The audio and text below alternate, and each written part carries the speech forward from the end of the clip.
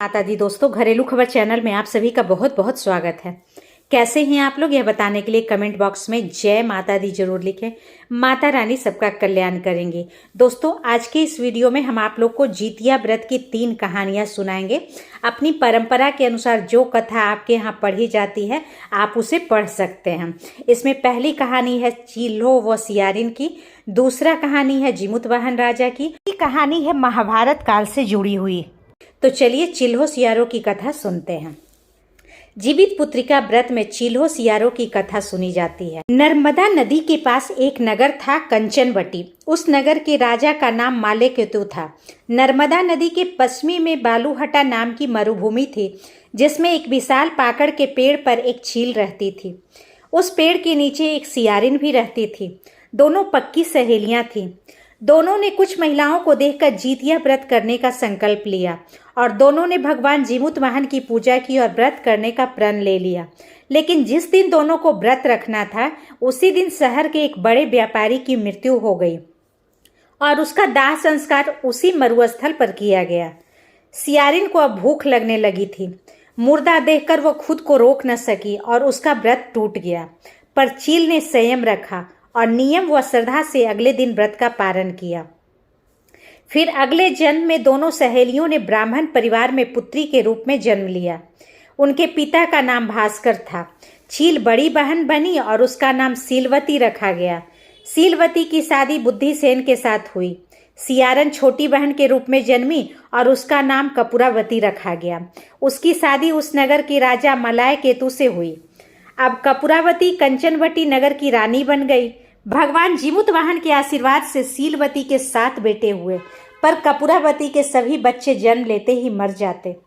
समय बाद सीलवती के 7 पुत्र बड़े हो गए। वे सभी राजा के दरबार में काम करने लगे। कपूरावती के मन में उन्हें देख ईर्ष्या की भावना आ गई। उसने राजा से कहकर सभी बेटों के सर काट दिए। उन्हें 7 नए बर्तन मंगवाकर उसमें रख दिया और लाल कपड़े से ढककर सीलवती के पास भिजवा दिया। यह देख भगवान जीमूत वाहन ने मिट्टी से 7 भाइयों के सर बनाए और सभी के सिर को उसके धड़ से जोड़कर उन पर अमृत छिड़क दिया। इससे उनके जान आ गई। 7 युवक जिंदा हो गए और घर लौट आए। जो कटे सर रानी ने भेजे थे वे फल बन गए। दूसरी ओर रानी कपूरावती बुद्धिसेन के घर से सूचना पाने को व्याकुल थी। जब काफी देर सूचना नहीं आई तो कपूरावती स्वयं बड़ी बहन के घर गई। वहां सबको जिंदा देखकर सन्न रह गई। जब उसे होश आया तो बहन को उसने सारी बात बताई। अब उसे अपनी गलती पर पछतावा हो रहा था। भगवान जीमूत वाहन की कृपा से सीलवती को पूर्व जन्म की बातें याद आ गई।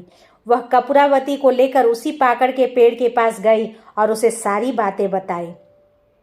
कपूरावती बेहोश हो गई और मर गई। जब राजा को इसकी खबर मिली तो उन्होंने उसी जगह पर जाकर पाकड़ के पेड़ के नीचे कपूरावती का दाह संस्कार कर दिया। प्रत्येक वर्ष पितृपक्ष के मध्य में आने वाले इस व्रत में अपने पुत्रों की लंबी आयु के लिए माताएं अपने पूर्वजों और जीमूत वाहन को सरसों तेल और खल्ली चढ़ाती है। इस पर्व से जुड़ी कथा चील और सियारन की मिट्टी व गाय के गोबर से प्रतिमा बनाकर उसकी पूजा की जाती है और उन्हें चूड़ा दही कहीं कहीं चढ़ाया जाता है। इसके बाद पूरे विधि विधान से जीमूत वाहन की पूजा की जाती है और व्रत रखा जाता है। अब चलिए जानते हैं जितिया व्रत की दूसरी कथा, जो कि जीमूत वाहन से जुड़ी है।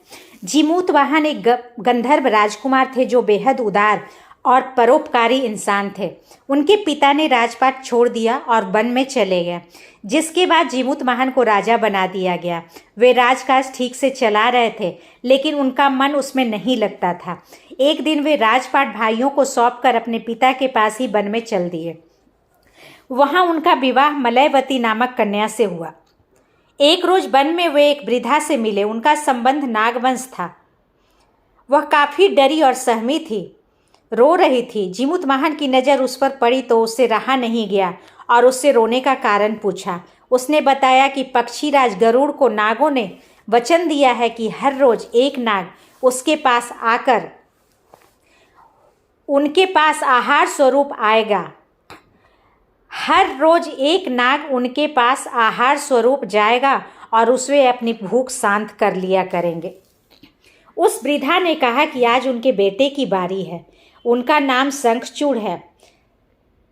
आज पक्षीराज गरुड़ का निवाला बन जाएगा। यह कहकर विद्या रोने लगी। इस पर दयावान जमुतवाहन ने कहा कि आपके बेटे को कुछ नहीं होगा, वह आज पक्षीराज गरुड़ के पास नहीं जाएगा, उसके बदले मैं जाऊंगा। ऐसा कहकर जीमूतवाहन तय समय पर स्वयं गरुड़ देव के पास पहुंच गए। जीमूतवाहन लाल कपड़े में लिपटे थे। गरुड़ देव ने उनको पंजे से दबोच लिया और उड़ गए। इस बीच उन्होंने देखा कि जीमूतवाहन रो रहे हैं और कराह रहे हैं। तब वे एक पहाड़ के शिखर पर रुक गए और जीमूतवाहन को मुक्त कर दिया। तब उन्होंने सारी घटना बताई। गरुड़ देव जीमूतवाहन की दया और साहस की भावना से काफ़ी प्रसन्न हुए। उन्होंने जीमूतवाहन को जीवन दान दे दिया। साथ ही उन्होंने वचन दिया कि आज से वे कभी भी किसी नाग को अपना ग्रास नहीं बनाएंगे। इस प्रकार से जीमूतवाहन के कारण नागों के वंश की रक्षा हुई।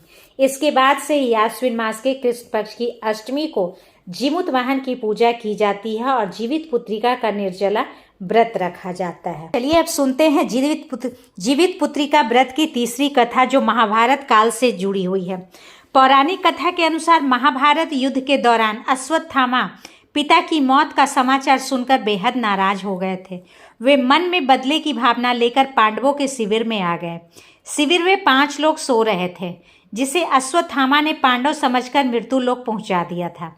मारे गए ये 5 लोग द्रौपदी की संतान कही जाती है।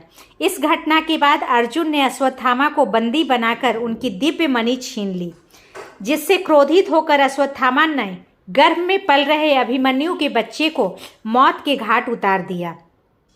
इसके बाद भगवान श्री कृष्ण ने अभिमन्यु की पत्नी उत्तरा की अजन्मी संतान को अपने सभी पुण्य का फल देकर गर्भ में ही जीवित कर दिया। गर्भ में पल रहे इस बच्चे को जीवित पुत्रिका का नाम दिया गया। तभी से माताओं द्वारा बच्चों की लंबी उम्र और रक्षा की कामना के लिए जीवित पुत्रिका का व्रत रखने की परंपरा आरंभ हुई।